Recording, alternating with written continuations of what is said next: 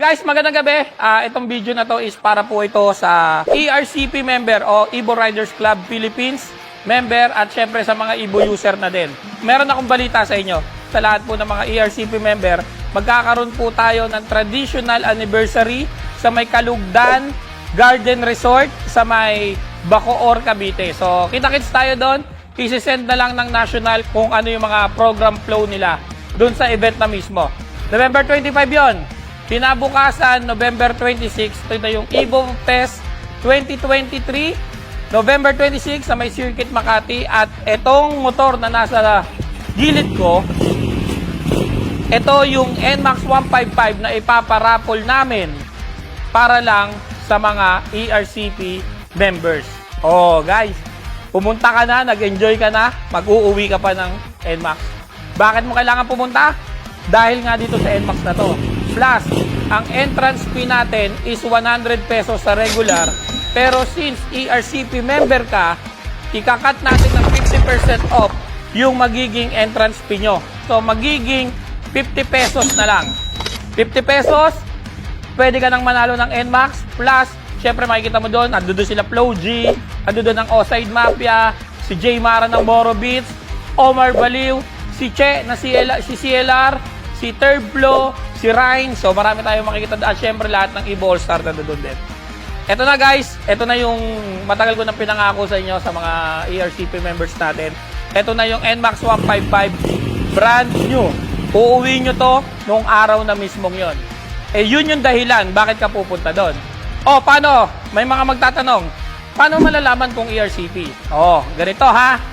Pag ERCP member, malalaman lang namin sa registration booth na ERCP member ka kapag may suot ka ng ERCP merch. Kahit anong ERCP merch mo, isuot mo doon, sigurado 50 pesos na lang ang entrance mo. Meron din tayong ERCP member na magbabantay sa registration booth para malaman na ERCP member ka. Magkakaroon din tayo ng surprise gift sa first 500 attendees. Magkakaroon tayo ng surprise gift galing kay Evo Helmet Philippines.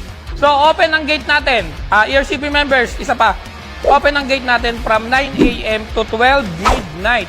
So, 15 hours tayong makikipagbandingan dun sa inyo. At meron tayong ERCP time. So, ginagawa na to ni Direct Gene 1 yung program flow natin. Ang ERCP time natin is from 9 AM to 12 noon. 3 oras lahat yon para lang sa ERCP. Para ma-appreciate natin lahat ng ginagawa ng ERCP. Makita natin yung mga iba't ibang chapters, yung mga chapter president, magkita-kita ulit kami. So, yun lang ang isa sa mga dahilan bakit kayo dapat pumunta doon. Ito pa yung isa, final. Etong hawak ko, ito na ang tutupad sa 4 na taon nating pangarap sa lahat ng ERCP member. Matagal na namin pangarap to guys, para sa inyo to, para sa lahat ng ERCP member.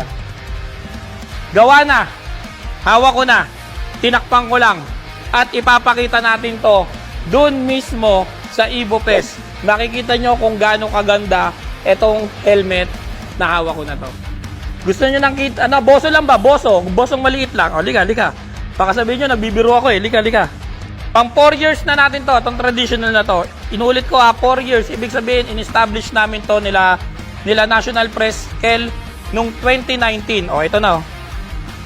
Baka sabihin nyo, nagbibiro ako Hawak ko na. Ito na guys. Evo Riders Club Philippines. So guys, matagal na natin pangarap to. Alam ko, lahat kayo ay naaatat na para makita to. Mapapakita ko lang to kapag pumunta kayo sa Evo Fest ng November 26.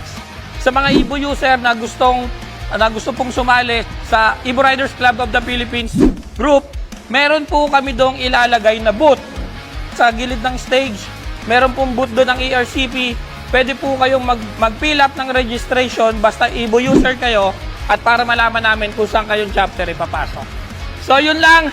Maraming salamat at sa lahat po ng ERCP. Thank you sa ilang taon nating pakikibakbakbakan. So maraming salamat. Ito na. Tagumpay na tayo rito. Ipapakita ko sa inyo November 26. Cameraman, peace out.